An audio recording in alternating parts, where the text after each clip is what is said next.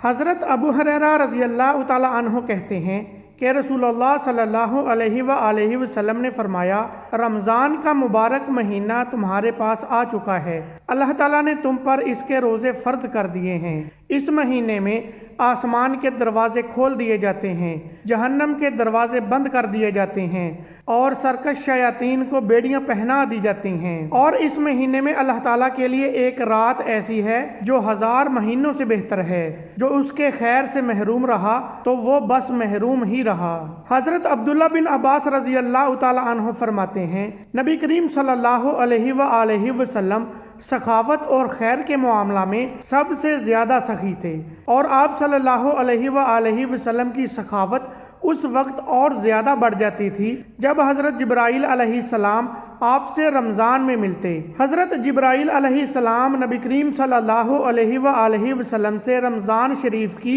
ہر رات میں ملتے، یہاں تک کہ رمضان گزر جاتا۔ نبی کریم صلی اللہ علیہ وآلہ وسلم حضرت جبرائیل علیہ السلام سے قرآن کا دور کرتے تھے۔ جب حضرت جبرائیل علیہ السلام آپ سے ملنے لگتے تو آپ صلی اللہ علیہ وآلہ وسلم چلتی ہوئی ہوا سے بھی زیادہ تیز بلائی پہنچانے میں سخی ہو جایا کرتے تھے۔ حضرت ابو ہریرہ رضی اللہ تعالی عنہ فرماتے ہیں کہ رسول اللہ صلی اللہ علیہ وآلہ وسلم نے فرمایا، جب رمضان المبارک آتا ہے تو رحمت کے دروازے کھول دیے جاتے ہیں اور جہنم کے دروازے بند کر دیے جاتے ہیں اور شیطانوں کو زنجیروں میں جکڑ دیا جاتا ہے۔ حضرت ابن عباس رضی اللہ تعالی عنہ بتاتے ہیں کہ رسول اللہ صلی اللہ علیہ وآلہ وسلم نے ایک انصاری عورت سے کہا، جب رمضان آئے تو اس میں عمرہ کر لو، کیونکہ ماہ رمضان میں ایک عمرہ ایک حج کے برابر ہوتا ہے۔ حضرت ابن حجر رضی اللہ تعالی عنہ سے روایت ہے کہ رسول اللہ صلی اللہ علیہ وآلہ وسلم نے فرمایا،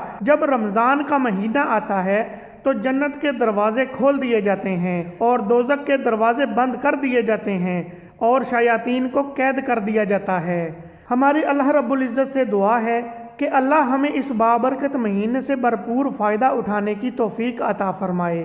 آمین۔